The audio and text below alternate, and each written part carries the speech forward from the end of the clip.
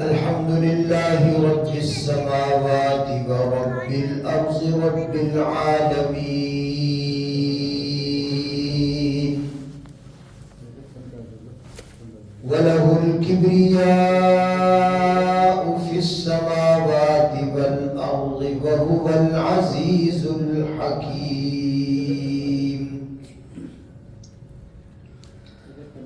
ما يفتح الله للناس من رحمة فلا ممسك لها وما يمسك فلا مرسل له من بعده وهو العزيز الحكيم ونشهد أن لا إله إلا الله وحده لا شريك له ونشهد أن سيدنا ونبينا ومولانا محمدا عبده ورسوله صلى الله تعالى عليه وعلى آله وأصحابه وبارك وسلم تسليما كثيرا أما بعد فأعوذ بالله من الشيطان الرجيم بسم الله الرحمن الرحيم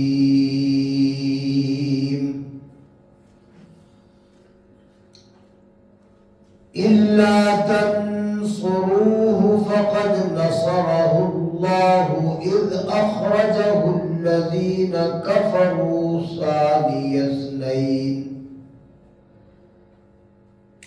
ثاني اثنين إذ هما في الغار إذ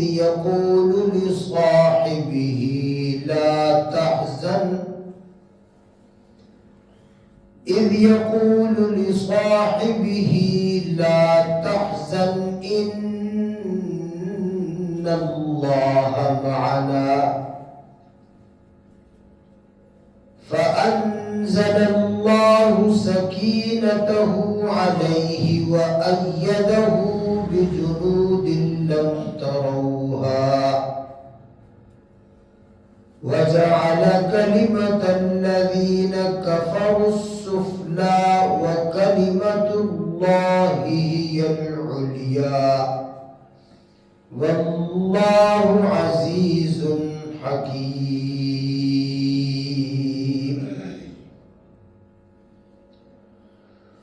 وقال رسول الله صلى الله عليه وسلم أفضل البشر بعد الأنبياء أبو بكر الصديق أو كما قال رسول الله صلى الله عليه وسلم إن الله وملائكته يصلون على النبي يا أيها الذين آمنوا صلوا عليه وسلموا تسليما اللهم صل على محمد وعلى آل محمد كما صليت على إبراهيم وعلى آل إبراهيم إنك حميد مجيد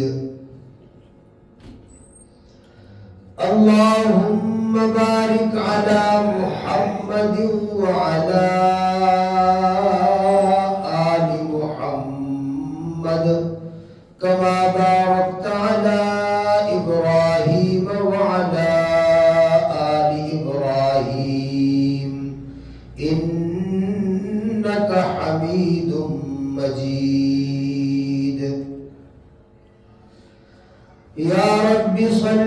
وسلم دائما أبدا على حبيبك خير الخلق كلهم. هو الحبيب الذي ترجى شفاعته لكل هول من الأهوال مقتحم. معزز محترم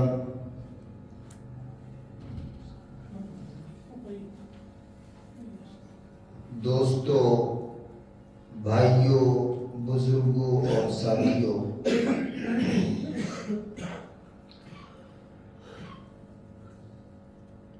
جمادی الاخری کا یہ مہینہ ہے اور اس ماہ مبارک میں جناب سیدنا صدیق اکبر رضی اللہ تعالی عنہ کی وفات ہے۔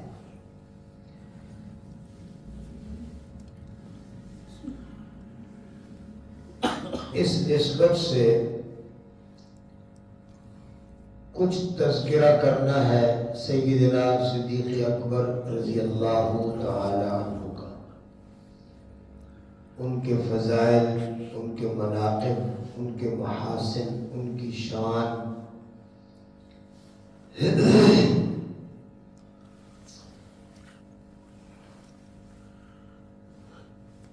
دین اسلام میں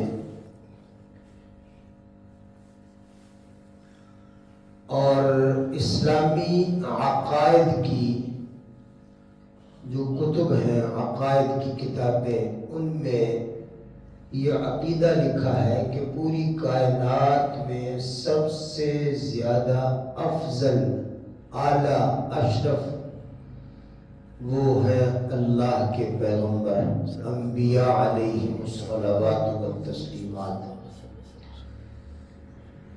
یہ عرشی، فرشی، آسمانی، زمینی، خشکی اور تری کی تمام مخلوقات میں، ساری کی ساری اللہ کی کائنات میں سب سے افضل ترین، اعلیٰ ترین جو جماعت ہے وہ کون سی جماعت ہے؟ حضرات انبیاء علیہم الصلوات والتسلیمات۔ نبیوں کی شان سب سے بلند اور بالا ہے اللہ کے بعد۔ اللہ تو خالق ہے، وہ تو مالک ہے، وہ تو پوری کائنات کا قادر ہے، مقتدر ہے، پوری کائنات کا رازق ہے، رزاق ہے، فعال لما یرید ہے، ذو القوۃ المتین ہے، اور ذو العرش المجید ہے، وَلَهُ الْكِبْرِيَاءُ فِي السَّمَاوَاتِ وَالْأَرْضِ۔ زمینوں اور آسمانوں میں اسی کی کبریائی ہے، اسی کی شہنشاہی ہے، اسی کی بڑائی ہے۔ کائنات کی ہر چیز اللہ کی بڑائی بیان کرتی ہے، اللہ کی تسبیح کرتی ہے، اللہ کی بزرگی، اس کی پاکیزگی بیان کرتی ہے۔ سبح للہ ما فی السماوات والارض، کہ زمینوں اور آسمانوں کی ہر چیز، جو کچھ بھی آسمانوں میں ہے، زمین میں ہے، اللہ کی تسبیح بیان کرتے ہیں۔ یسبح للہ ما فی السماوات وما فی الارض۔ اور ایک مقام پر ارشاد فرمایا تسبح له السماوات والارض ومن فیہن، کہ آسمان بھی اور زمین بھی، ومن فیہن، اور آسمانوں اور زمینوں میں جتنی اللہ کی بنائی ہوئی چیزیں ہیں، اللہ کی مخلوقات ہیں، ہر چیز اللہ کو جانتی ہے، اللہ کو پہچانتی ہے، اللہ کی تعریف کرتی ہے، اللہ کی حمد و ثنا بیان کرتی ہے، اس کی کبریائی، اس کی بڑائی، اس کی عظمت، اس کی شان کو ہر چیز بیان کرتی ہے۔ الم تر ان اللہ یسبح له من فی السماوات ومن فی الارض والطیر الصافات کل قد علم صلاتہ وتسبیحہ. کائنات کی ہر چیز اپنے خالق و مالک کو پہچانتی، اس کی عظمت اور اس کی تسبیح، اس کی تقدیس بیان کرتی. کائنات میں کوئی چیز ایسی نہیں ہے جو اللہ کا ذکر نہ کرتی ہو، اللہ کی تسبیح نہ کرتی. تو وہ تو پوری کائنات کا خالق اور مالک ہے. وہ تو لم یلد ولم یولد ولم یکن لہ کفوا احد. کوئی اس کا ہمسر نہیں، کوئی اس کا برابر نہیں، کوئی اس کا وزیر نہیں، کوئی اس کا مشیر نہیں، کوئی اس کا شریک نہیں، کوئی اس جیسا نہیں. یہ تو اللہ کی ذات ہے. هو اللہ الذی لا الہ الا ہو. اس کے سوا کوئی خدا نہیں، کوئی معبود نہیں، کوئی بندگی اور عبادت کے لائق نہیں. الرحمن الرحیم الملک القدوس السلام المؤمن المہیمن العزیز الجبار المتکبر الخالق البارئ المصور الغفار القہار الوہاب الرزاق الفتاح القابض الباسط الخافض الرافع. اللہ کی بڑی شان ہے، اس کی بڑی صفات ہے. قرآن مبین میں فرمایا قل ادعوا اللہ او ادعوا الرحمن.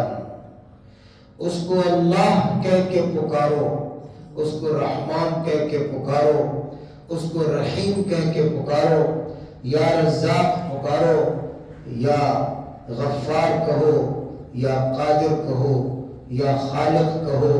اس کے بڑے نام ہیں. ایما تدعو، جس نام سے بھی اس کو پکارو، فَلَهُ الْأَسْمَاءُ الْحُسْنَى، اس کے بڑے اچھے اچھے نام ہیں، اس کی بڑی صفات ہیں، اس کی بڑی عظمت ہے.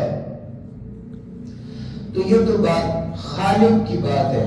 ہر جگہ موجود صرف ایک اللہ، ہر کسی کی سننے والا صرف ایک اللہ، سب کچھ کو جاننے والا صرف ایک اللہ، ہر زبان کو پہچاننے والا، ہر زبان کو سمجھنے والا، ہر بولی کو سننے والا، جاننے والا، سمجھنے والا، بلکہ یہ بولیاں اور زبانیں سکھانے والا صرف اور صرف ایک اللہ. اندھیروں میں کوئی اس کو پکارے وہ سنتا ہے، اجالے میں کوئی اس کو پکارے وہ سنتا ہے، تنہائی میں کوئی اس کو پکارے وہ سنتا ہے، اور مجمع میں جلووں میں کوئی اس کو پکارے وہ سنتا ہے. اس نے اس وقت بھی پکار سنی جب اس کا خلیل آگ کے اندر ڈال دیا گیا اور چاروں طرف آگ تھی، اور لوگ سمجھتے تھے کہ خلیل کو آگ نے جلا دیا، آگ نے کوئلہ کر دیا، آگ نے اس کو ختم کر دیا. لیکن اس نے اس وقت بھی اپنے خلیل کی بات سنی اور اپنے خلیل جناب ابراہیم خلیل کی مدد کو پہنچا. اس نے اس تنہائی میں، ان اندھیروں میں بھی اپنے نبی کی بات سنی. جناب یونس علیہ السلام جب ان کو مچھلی نے نگل لیا، وہ مچھلی کے پیٹ میں چلے گئے اور وہ اندھیروں میں تھے. رات کا اندھیرا، پانی کا اندھیرا، پھر پانی کے اوپر پانی، اندھیرے ہی اندھیرا، مچھلی کا پیٹ، وہ اندھیرا. ان اندھیروں کے اندر اس نے جب اللہ کو پکارا تو اس کی فریاد اور اس کی پکار کو سننے والا صرف ایک اللہ تھا. کوئی اس کی پکار کو سننے والا نہیں تھا، کوئی اس کی حالت کو جانتا نہیں تھا. کسی کو علم نہ تھا کہ یونس کہاں ہے، کس حال میں ہے، کس جگہ پر ہے، کس کیفیت میں ہے. وہ جاننے والا صرف ایک اللہ.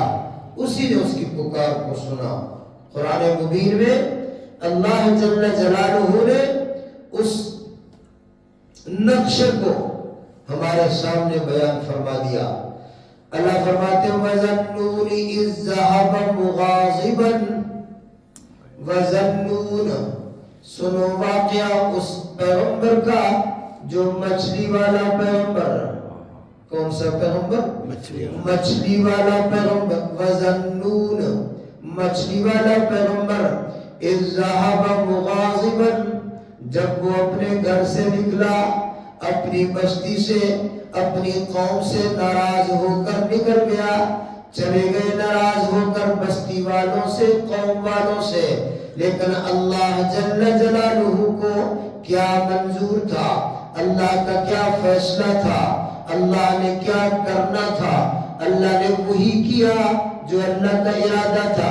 اللہ فرماتے اِذْ ذَهَبَ مُغَاضِبًا فَظَنَّ أَن لَّن نَّقْدِرَ عَلَيْهِ، وہ تو وہاں سے نکل کر جانا چاہتے تھے، وہ جانا چاہتے تھے بستی والوں سے، اپنی قوم سے دور نکل جانا چاہتے تھے، واپس اپنے گھر نہیں آؤں گا، واپس اپنی بستی میں نہیں آؤں گا، واپس اپنی قوم میں نہیں آؤں گا، وہ ناراض ہو کر یہاں سے جا رہے، لیکن اللہ فرماتے میرا فیصلہ یہ تھا کہ میں نے اپنے اس پیغمبر کو واپس دوبارہ اسی بستی کے اندر لے کے آنا ہے۔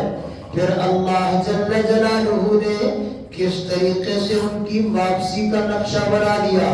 اللہ فرماتے وَذَنُّونِ إِذْ ذَهَبَ مُغَاضِبًا، غصے ہو کر جو نکلا، فَظَنَّ أَن لَّن نَّقْدِرَ عَلَيْهِ، ان کا گمان یہ تھا کہ ہم اس کو واپس نہیں لائیں گے، لیکن اللہ فرماتے ہیں ہم نے ارادہ کر لیا تھا کہ ان کو واپس لے کے آنا ہے۔ وہ دریا کے دوسرے کنارے پر جانا چاہتے، ہم نے ان کو دریا کے اگلے کنارے پہنچنے نہیں دینا، ہم نے ان کو واپس لانا ہے۔ پھر کیا ہوا؟ پھر وہ مچھلی کے پیٹ میں چلا گیا۔ اللہ فرماتے فَنَادَى فِي الظُّلُمَاتِ، فَنَادَى فِي الظُّلُمَاتِ، اندھیروں کے اندر تھا، پانی کا اندھیرا، رات کا اندھیرا، مچھلی کے پیٹ کا اندھیرا، لیکن اللہ جل جلالہ نے اس مچھلی کے پیٹ کے اندر بھی ان کی حفاظت فرمائی، ان کو محفوظ فرمایا۔ ورنہ مچھلی جس چیز کو اپنا خوراک بنا لے، وہ چیز اس کے معدے میں چلی جائے، معدہ جلد از جلد اس کو توڑ پھوڑ دیتا ہے، ختم کر دیتا ہے، ہضم کر دیتا ہے، لیکن اللہ فرماتے ہم نے ان کی وہاں پر حفاظت فرمائی، پھر وہ وہاں پر محفوظ تھے، لیکن اندھیروں میں محصور تھے، کسی کو ان کی خبر نہ تھی، کسی کو ان کے احوال کا پتہ نہیں تھا۔ فَنَادَى فِي الظُّلُمَاتِ، ان اندھیروں میں اس نے کس کو پکارا؟ اللہ کو پکارا۔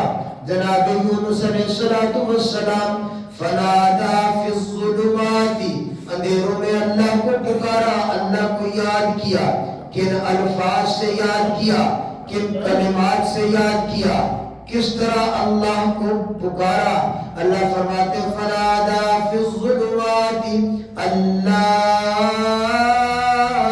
إِلَٰهَ إِلَّا أَنتَ سُبْحَانَكَ إِنِّي كُنتُ مِنَ الظَّالِمِينَ۔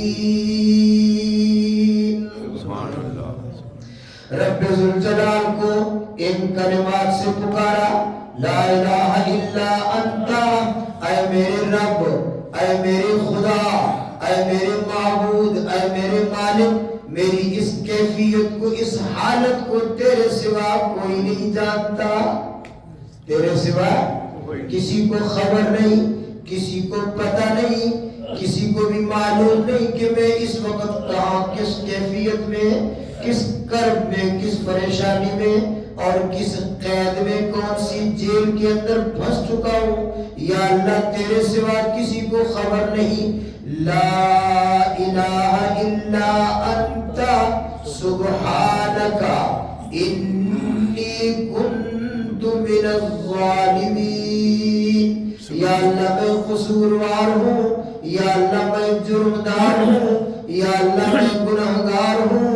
اہل سنت والجماعت کا عقیدہ یہ ہے پیغمبر گناہگار نہیں ہوا کرتے، پیغمبر نافرمان نہیں ہوا کرتے، پیغمبر ہر قسم کے معاصی سے، صغیرہ کبیرہ گناہوں سے پاک ہوتے ہیں، لیکن اس کے باوجود کہ وہ پاک ہوتے ہیں پھر بھی اللہ کے سامنے اپنے آپ کو مجرم بناتے، اپنے آپ کو قصوروار بتاتے ہیں۔ یہ ان کی عاجزی ہے، یہ ان کی بندگی ہے، یہ ان کی شان ہے کہ وہ یہ دعویٰ نہیں کرتے کہ ہم بے گناہ ہیں، ہم تو گناہوں سے بالکل پاک اور صاف ہیں، ہمارا کوئی گناہ ہے ہی نہیں، بلکہ وہ جب اللہ کی عظمت کو، اس کی کبریائی کو، اس کی شان کو، اس کی بلندیوں کو، اس کی مالکیت اور خالقیت کو، اس کے قہر اور جبر، اس کی قدرت اور اس کے جبروت کو جب وہ دیکھتے ہیں، جب اس کا دھیان رکھتے ہیں تو خود ہی اقرار کرتے ہیں انی کنت من الظالمین، یا اللہ میں قصوروار ہوں، یا اللہ میں گناہگار ہوں۔ اللہ، ہمارا حال پتہ کیا ہے کہ ہمیں کوئی پریشانی آ جائے، کوئی پریشانی آ گئی، کوئی تکلیف آ گئی، کوئی بیماری آ گئی، کوئی نقصان ہو گیا، کسی بھی قسم کی کوئی ہمارے لیے کوئی اس طرح کا غم والی کیفیت ہو جائے تو ہم پتہ کیا کرتے ہیں؟ پتہ نہیں یار کیڑے گناہ دی شامت ہے، کھورے کیڑا گناہ ہو گیا میرے کو۔ ذرا ان الفاظ پہ غور کرو، ان الفاظ پہ غور کرو کہ ہم کیا کہہ رہے ہیں، کھورے کیڑا گناہ ہو گیا۔ یہ الفاظ کیا بتا رہے ہیں؟ یعنی میں یہ کہنا چاہتا ہوں کہ میرے کو تو کبھی کوئی گناہ ہو سکتا ہی نہیں، کھورے کیڑا گناہ ہو گیا، کھورے اور پتہ نہیں جی کیڑے گناہ کی شامت ہے۔ اور بعض دفعہ تو کہتے ہیں اسی تجی اور تک کسی نے برا نہیں کیتا، کبھی پیڑا نہیں کیتا، کبھی برا نہیں سوچیا، پتہ نہیں کیڑے گناہ کی شامت ہے، پتہ نہیں کیڑے گناہ کی شامت ہے۔ مطلب یہ کہ پتہ ہی نہیں ہے کہ میرا کوئی گناہ ہے بھی، میرا کوئی گناہ ہے بھی صحیح کرے، میں تو بالکل پاک صاف، جبریل کی طرح، فرشتوں کی طرح میں تو پاک صاف، میرا تو کوئی گناہ ہے ہی نہیں، پتہ نہیں کیڑے گناہ کی شامت ہے۔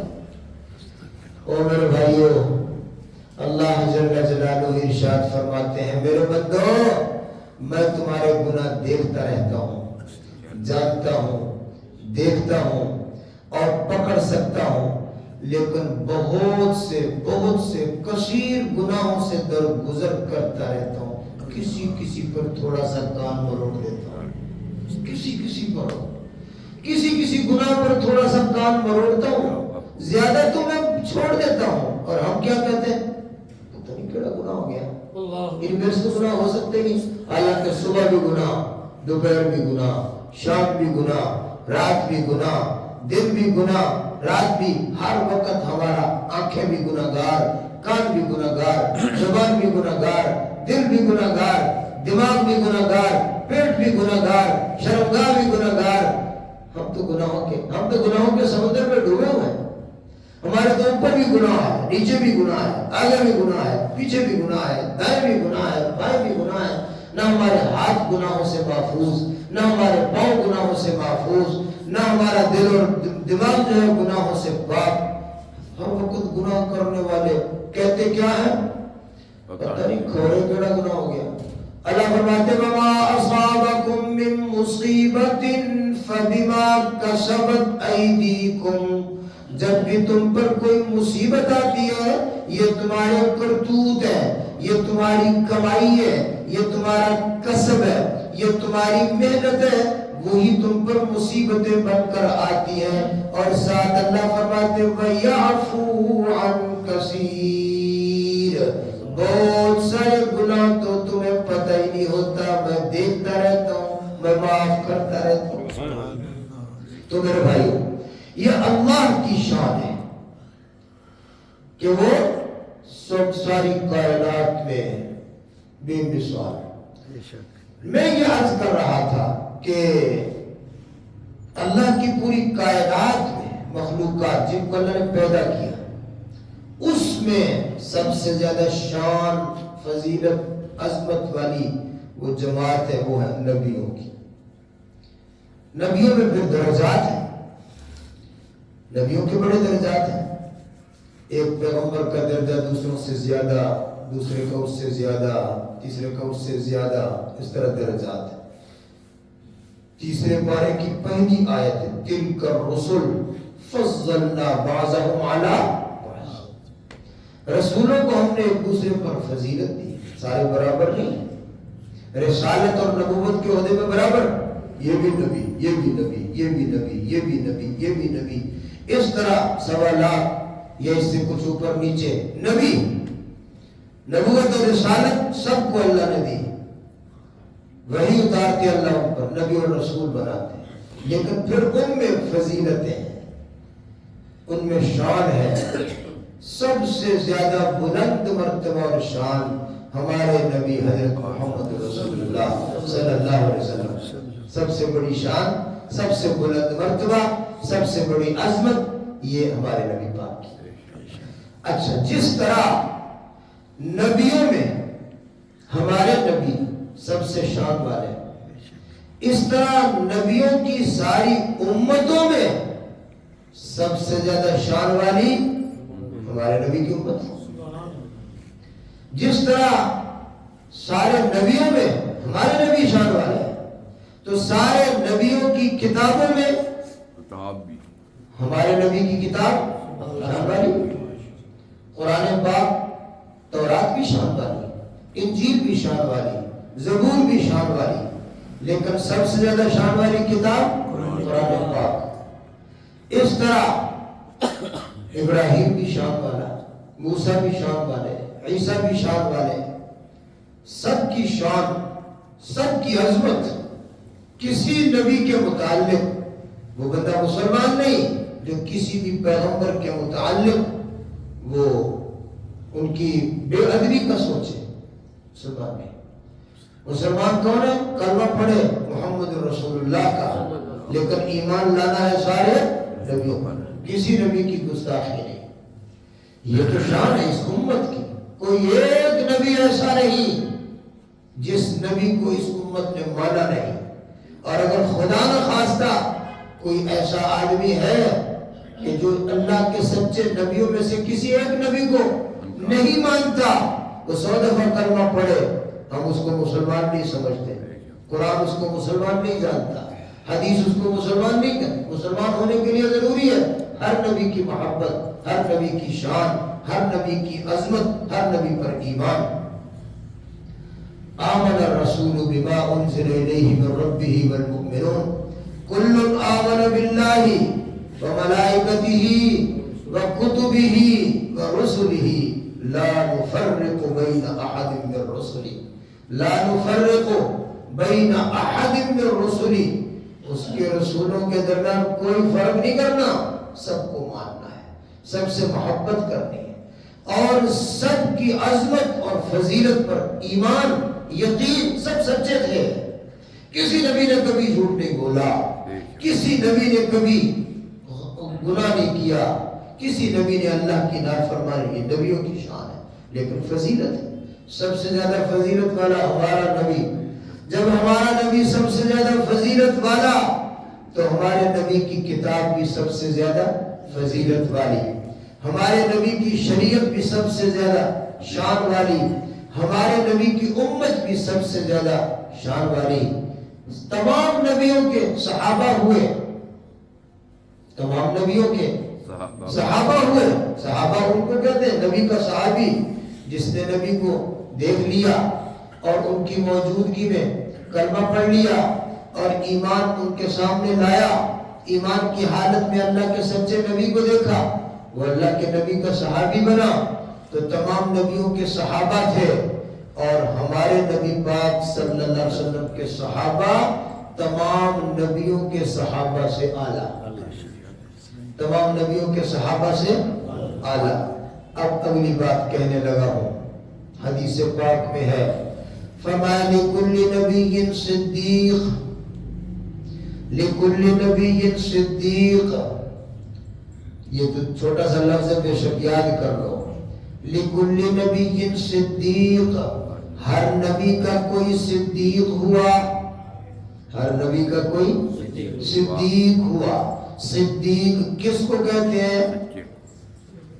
کسی پیغمبر نے، اللہ کے کسی سچے نبی نے جب نبوت کا اعلان کیا، لوگوں کو کہا کہ لوگوں، میں اللہ کا نبی ہوں، میں اللہ کا رسول ہوں، میں اللہ کا نمائندہ ہوں، اللہ کی طرف سے مجھ پر وحی آتی ہے، میں اللہ کا نبی بن کر تمہاری طرف آیا ہوں، بعثت نبیّا، میں نبی بن کے آیا ہوں، جب بھی کسی نبی نے اعلان نبوت کیا، کسی پیغمبر نے نبوت کا دعویٰ کیا، تو اللہ جل جلالہ نے فوراً اس کی امت سے، اس کی قوم سے، اس کی جماعت سے ایک آدمی کو فوراً کھڑا کر دیا، جس نے بغیر کسی دلیل مانگنے کے، بغیر بحث کرنے کے، بغیر بات کرنے کے، کوئی بحث تو کرتا ہے نا، جی آپ نے نبوت کا دعویٰ کیوں کیا،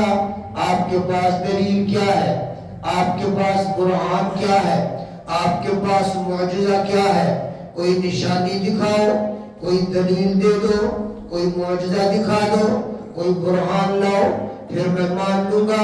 کہا نہیں، برہان مانگ کر ایمان لانے والے پیچھے رہ گئے، دلائل دیکھ کر ایمان لانے والے پیچھے رہ گئے، معجزات کو دیکھ کر ایمان لانے والے پیچھے رہ گئے، نشانیاں مانگنے والے اور نشانیاں دیکھ کر ایمان لانے والے پیچھے رہ گئے۔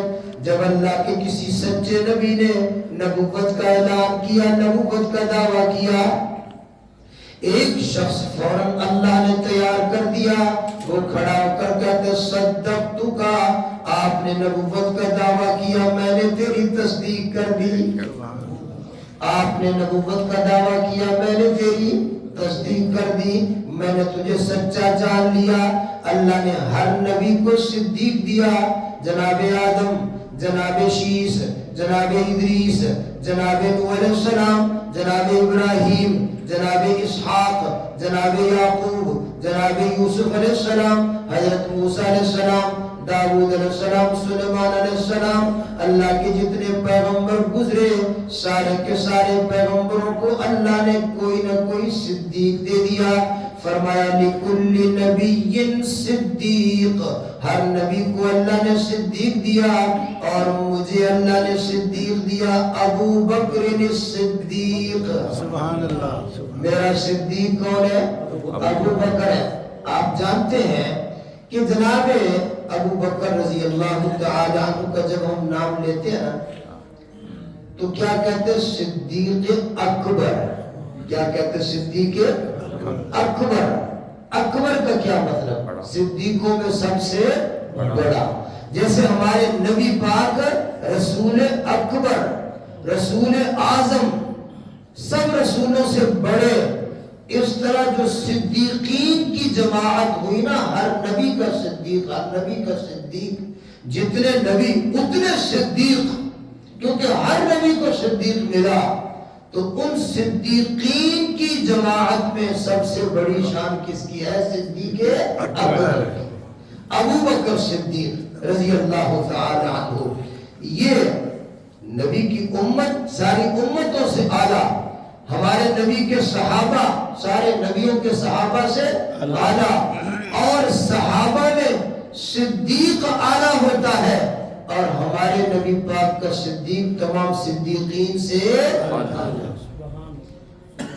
اب سنیں نبی علیہ السلام کا ارشاد، آپ نے فرمایا افضل البشر، افضل البشر، بشر میں سب سے افضل، انسانوں میں سب سے اعلیٰ، سب سے افضل، سب سے اونچا مقام، سب سے بڑی شان، افضل البشر۔ یہاں آپ نے افضل الامت نہیں کہا، اگر افضل الامت کہا جاتا تو پھر بات اس امت کی ہوتی، پچھلی امتوں کی بات بیچ میں نہ آتی۔ آپ نے کیا کیا؟ افضل البشر۔ بشر کس کو کہتے ہیں؟ تمام آدم اور آدم کی اولاد، یہ بشر کہلاتا ہے، تمام نوع بشریت میں سب سے افضل۔ اس لیے آگے ایک لفظ نبی علیہ السلام نے مزید بولا تاکہ بات واضح ہو جائے، فرمایا افضل البشر بعد الانبیاء، نبیوں کے بعد، نبیوں کے، کیونکہ افضل البشر جب کہا اس میں تو نبی بھی آ گئے، پھر اس لیے بتانا پڑا کہ یہ ہم انبیاء کے علاوہ باقی بشر کی بات کر رہے ہیں۔ افضل البشر، افضل البشر بعد الانبیاء، سارے نبیوں کے بعد باقی جتنے کائنات کے انسان ہیں، جناب آدم سے لے کر قیامت تک آنے والے آخری انسان تک، پہلے بھی اس میں شامل، موجود بھی شامل، آنے والے بھی شامل، افضل البشر بعد الانبیاء، انبیاء کے بعد تمام بشر میں سب سے افضل، فرمایا ابو بکر الصدیق۔ کون ہے ابو بکر؟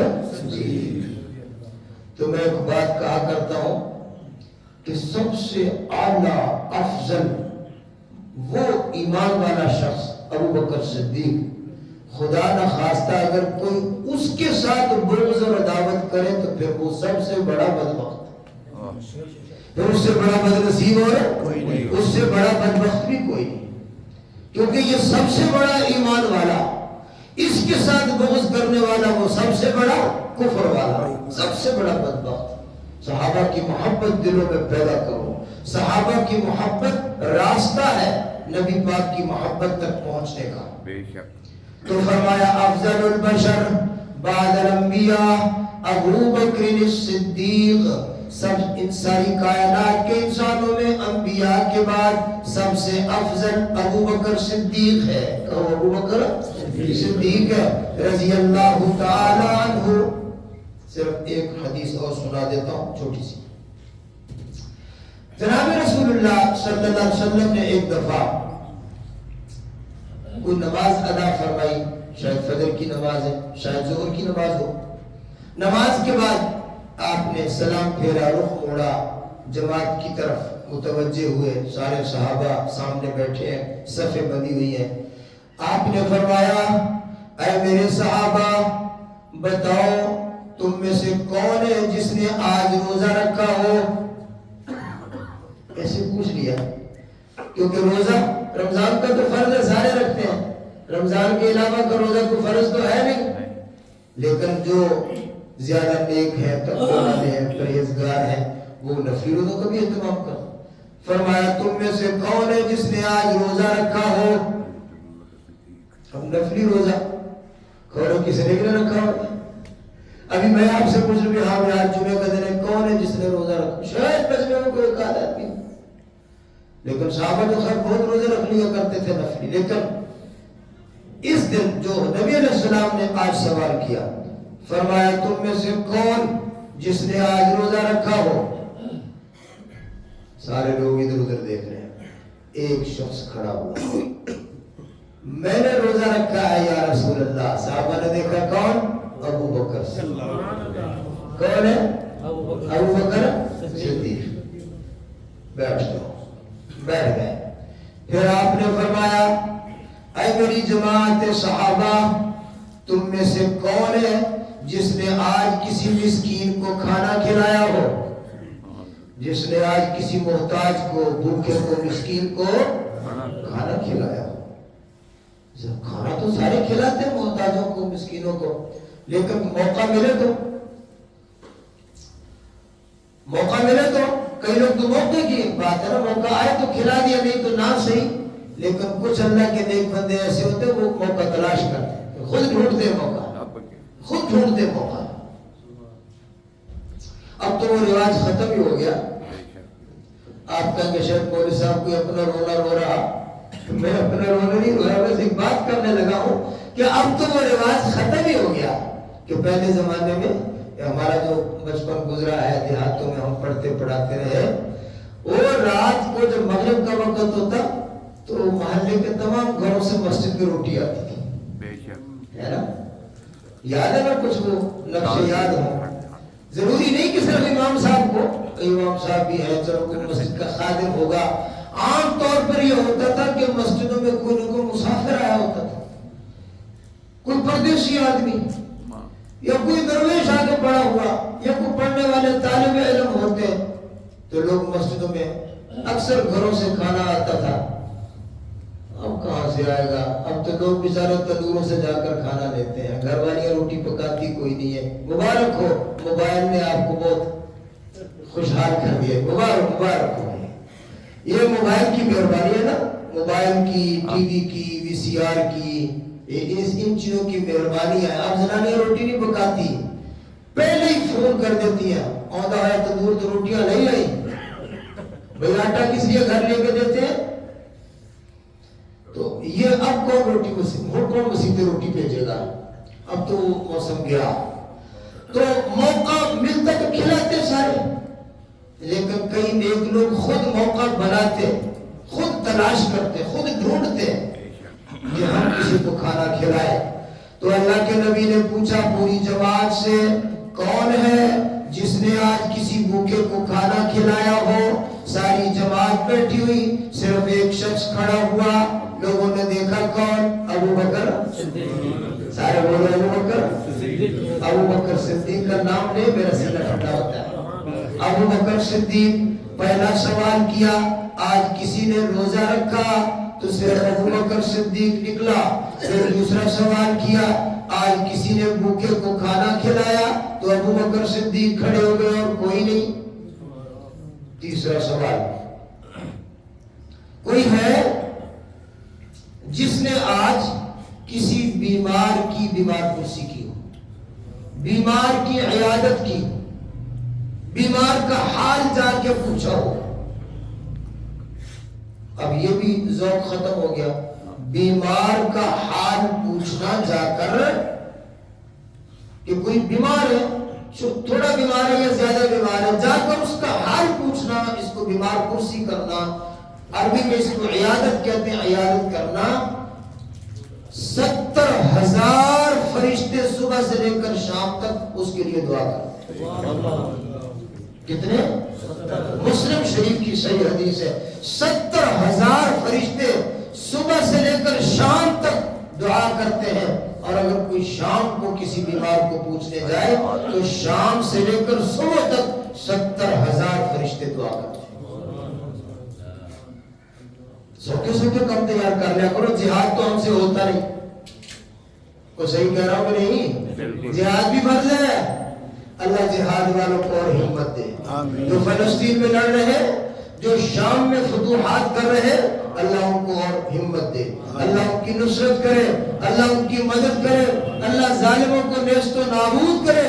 جہاد بھی فرض ہے, آپ پر بھی فرض ہے, میرے اوپر بھی فرض ہے, لیکن ایک فرض ایسی کرنا کوئی نہیں. تو سوکے کم تک کر لیا کرو یار, کہ کوئی ساتھی بیمار ہو گیا, بھائی بیمار ہو گیا, کوئی رشتہ دار بیمار ہو گیا, تو پتہ چلا اس کی طبیعت صحیح نہیں ہے, تو چلے طبیعت پوچھنے سے, ہم جی آپ کا حال پوچھنے آئے, صرف اس لیے کہ بھئی 70,000 فرشتے اس کے لیے کیا کریں گے. آج لوگ کتنے خوش ہوتے ہیں, مولوی صاحب جمعہ پڑھانے آئیں گے, دعا کا کہیں گے, وہ کہتے ہیں مولوی صاحب کی دعا بہت جلدی قبول ہوتی ہے. ٹھیک ہے, اللہ آپ کے ذات کے مطابق جلدی قبول کر لیں, اس میں کوئی شک نہیں. کہنا چاہیے دعا کا, 70,000 فرشتے آپ کے کہنے کے بغیر دعا کریں, چھوٹی بات ہے. کون ہے جس نے آج کسی بیمار کی عیادت کی ہو تو اور کوئی کھڑا نہیں ہوا؟ ایک ابو بکر صدیق کھڑا, ایک آدمی کھڑا. تو اس طرح اور بھی باتیں.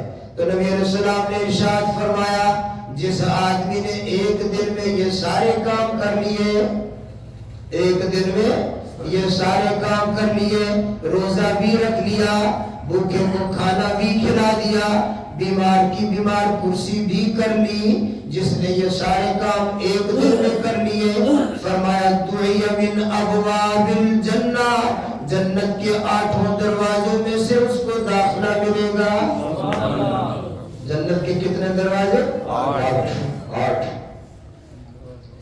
8 میں سے, ورنہ 8 ہیں الگ الگ, نمازیوں کے لیے الگ, زکاتیوں کے لیے الگ, روزے داروں کے لیے الگ, ذکر کرنے والوں کے لیے الگ, جہاد کرنے والوں کے لیے الگ, حج کرنے والوں کے لیے الگ. باب الصلاۃ, باب الصدقہ, باب الریان, باب الحج, الگ الگ, باب الجہاد, باب الذکر, الگ الگ دروازے, ہر شان کے لیے, ہر صفت کے لیے, ہر عبادت کے الگ. لیکن جس نے یہ کام کٹھے کیے, دعی من ابواب الجنت الثمانیہ, جنت کے 8 دروازوں سے بلایا جائے گا.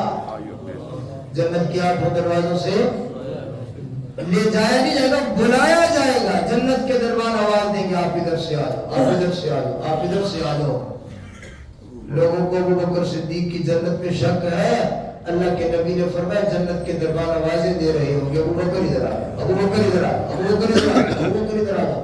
ایک اور مجلس میں نبی علیہ السلام نے فرمایا اسی طرح کی کوئی بات کہ جنت کے 8 دروازوں سے فلاں کو بلایا جائے گا، تو ابو بکر صدیق کھڑے ہوئے عرض کی یا رسول اللہ اگر ایک دروازے سے بھی داخلہ مل جائے کام تو بن جائے گا، کوئی ضروری تو نہیں ہے کہ جنت کے سارے دروازوں سے بلایا جائے، لیکن ہے کوئی ایسے لوگ جن کو جنت کے ہر دروازے سے بلایا جائے؟ آپ نے فرمایا میری امت میں بہت لوگ ہوں گے وَأَرْجُو أَن تَكُونَ مِنْهُمْ، تو بھی ان میں سے ہے جس کو جنت کے 8 دروازوں سے بلایا جائے گا۔